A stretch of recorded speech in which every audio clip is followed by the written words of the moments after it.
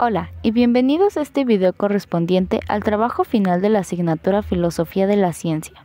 El tema que se abordará es el cambio paradigmático del positivismo lógico a la ciencia cognitiva y se plantea la pregunta: ¿es el caso de una revolución científica en la ciencia? Por lo tanto, este video tiene como objetivos analizar la revolución científica desarrollada entre 1920 con el surgimiento del positivismo lógico y 1950 con el surgimiento de la ciencia cognitiva. Dicho análisis partirá de los criterios de Kuhn en su estudio de las revoluciones científicas y la ciencia normal. Asimismo, se tomará en cuenta el esquema de estudios sobre el cambio científico de Philipp Kitcher. Al hablar de positivismo, se debe tomar en cuenta los principales fundadores. Auguste Comte es considerado el padre del positivismo, mientras que John Stuart Mill contribuyó al desarrollo del positivismo y abogó por la aplicación del método científico. Sin embargo, su surgimiento parte de la preocupación de jóvenes filósofos, matemáticos, físicos, sociólogos, lógicos, etc., los cuales buscaban establecer la relación de la filosofía y la ciencia. Este grupo de jóvenes fundaron el Círculo de Viena, el cual convirtió al positivismo lógico en un movimiento internacional y tuvo como miembros representativos a Moritz Schlick como su fundador, a Rudolf Carnap, Otto Neurath y Ernst Hahn. Existieron ideas secundarias, pues se reconocieron a miembros más que nada por sus trabajos apegados a la ideología positivista. Como miembros influyentes podemos destacar a los que se pueden visualizar en la pantalla, así como su área académica de proveniencia. De igual manera, se publicaron obras que tuvieron un impacto importante tanto en el movimiento positivista como en la historia de la ciencia y la filosofía. El positivismo basa sus teorías exclusivamente sobre los hechos positivos o afirmativos, afirmando que se eleva tanto por encima del materialismo como del idealismo. Sin embargo, representa en realidad una de las variantes más superficiales de la metafísica idealista. El rasgo característico del positivismo es la interpretación idealista simplista del papel de la experiencia y de la ciencia. La experiencia es para él un conjunto de sensaciones o representaciones subjetivas, y el papel de la ciencia queda reducido a la descripción de los hechos. Los principios y postulados del positivismo lógico tienen que ver con la construcción de su doctrina, esto por las pautas que guían el conocimiento científico y se distinguen de todo aquello que carece de carácter empírico. Los postulados más importantes fueron cuatro. El primero, la investigación científica, que tiene que ver con la observación o experiencia personal. La segunda, con las observaciones formuladas, esto mediante hipótesis primarias, enunciados singulares, que obviamente tienen que ser libres de prejuicios. El tercero rescata lo de los enunciados singulares, que proceden de los enunciados universales, llamados así generales. El cuarto, el procedimiento de desarrollo de conceptos, esto para la elaboración de teorías generales, que más adelante incluirán la experimentación y la verificación de sus implicaciones. Para todo esto también existe lo que es la visión de la ciencia, que tiene que ver con el concepto de verificacionismo, lo cual fue creado por David Hume, que tiene que ver también con un enfoque empirista. El decaimiento del positivismo lógico destaca en el año o en el siglo XIX, ya que esto fue que no tuvo una ciencia lógica. Los dos puntos más importantes fueron la proposición con forma universal, esto porque no podía ser definitivamente verificada y porque el criterio obviamente no era preciso ni formalizado. También porque dejaban sin fundamento lógico una parte esencial del proceso, obviamente esto para que cuestionaran la objetividad del mismo.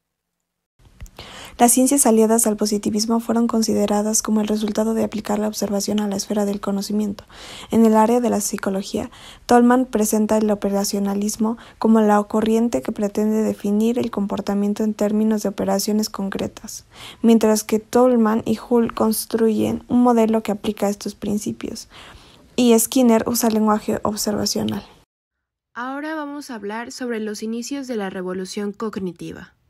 Cuando nace un nuevo campo del saber, los científicos intentan crear una definición del mismo. Howard Gardner define a la ciencia cognitiva como un empeño contemporáneo de base empírica para responder a interrogantes epistemológicas de antigua data, en particular las vinculadas a la naturaleza del conocimiento, sus elementos componentes, sus fuentes, evolución y difusión. A su vez, Howard identifica 5 rasgos de la ciencia cognitiva que son fundamentales. el símil entre ordenador y mente humana, las inquietudes epistemológicas de la tradición filosófica, la interdisciplinariedad, el poco énfasis que se le da a las emociones, el contexto sociocultural e elementos históricos, y la separación del análisis de tipo biológico o neurológico y sociológico o cultural. En septiembre de 1948 se lleva a cabo en el Instituto de Tecnología de California un simposio auspiciado por la Fundación Hickson. Los oradores de este simposio fueron John von Neumann, Warren McCullough y Carl Lashley. Este último desafió la doctrina conductista y esbozó los principales elementos componentes de una ciencia cognitiva. Si bien el simposio de Hickson fue importante, no es el único evento que catalizó a la ciencia cognitiva. Se llevaron a cabo reuniones en universidades como Princeton, Boston, California, el MIT y Harvard, financiadas por diferentes fundaciones, en donde se debatían los primeros trabajos de McCullough, von Neumann, entre otros. Algunos factores que habrían impedido el surgimiento y el progreso de la ciencia cognitiva fueron los siguientes: la defensa acérrima del conductismo, que descartaba el estudio de los procesos mentales por no poder ser observables ni cuantificables, y la situación política mundial, o sea, periodos de guerra, en donde ciertos países duplicarían sus esfuerzos únicamente en cuestiones bélicas, por lo que los programas teóricos fueron cesados. Los aportes teóricos claves para la ciencia cognitiva se dieron en diferentes rubros, entre ellos la matemática y la computación. Alan Turing, matemático británico, inventa la máquina simple. Esta era capaz de realizar en principio cualquier cálculo concebible.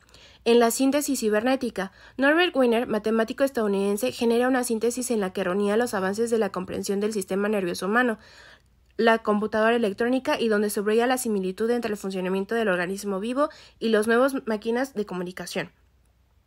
En síndromes neuropsicológicos, patologías mentales tales como la agnosia y la afasia pudieron ser estudiadas debido a las lesiones cerebrales generadas por las guerras.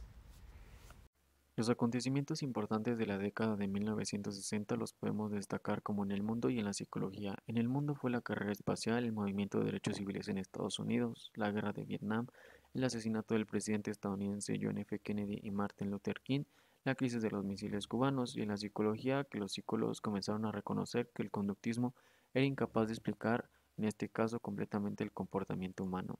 Para esto pasamos a la Fundación Alfred Sloan, lo cual fue creada en el año de 1934 por el que ya se mencionó. Esto fue una organización sin ánimo de lucro. Esto también impulsó en la fundación la ciencia cognitiva, ya que favoreció el desarrollo de las ciencias cognitivas en Estados Unidos, congregando a los científicos más importantes y financiando el trabajo. Todo esto surgió en el año de 1978. Características de la ciencia cognitiva: representaciones, las computadoras, el contexto, la cultura y la historia y las raíces de la tradición filosófica clásica.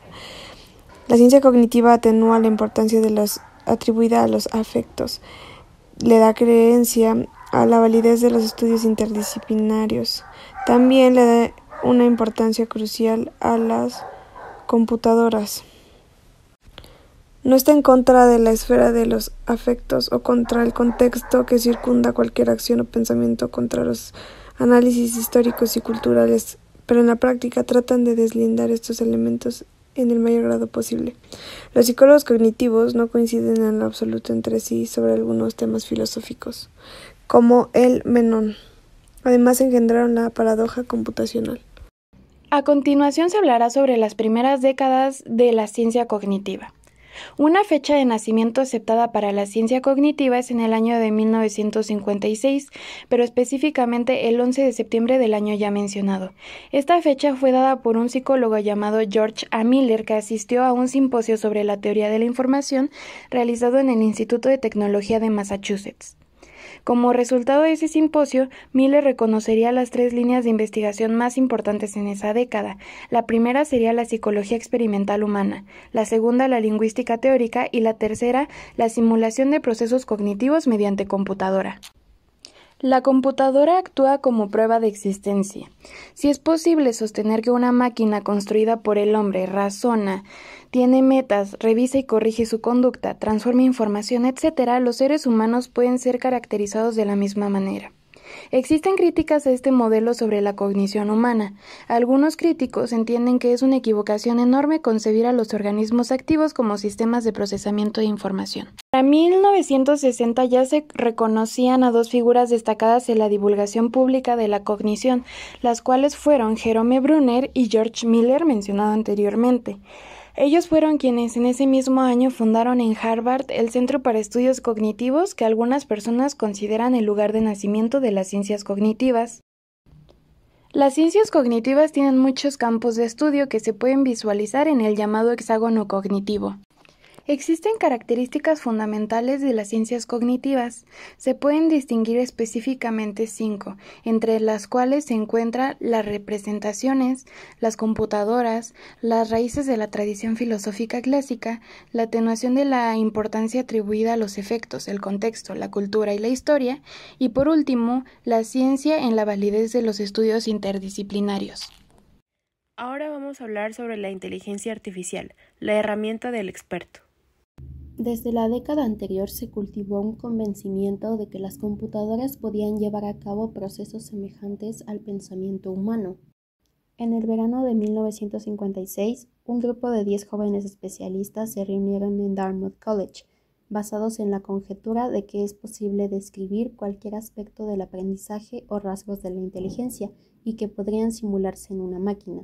A este seminario asistieron John McCarthy, el principal organizador y quien acuñaría el concepto de inteligencia artificial, Marvin Minsky, Herbert Simon y Allen Newell.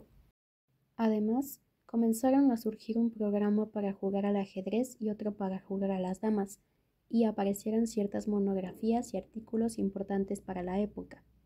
Dentro de los inicios de la IA, Claude Shannon publicó su tesis y surgió la prueba de Turing, ambas importantes para el futuro paso de los compaginadores, capaces de seleccionar subrutinas y reunirlas en el programa principal, y los compiladores, que pueden traducir un lenguaje de programación de alto nivel.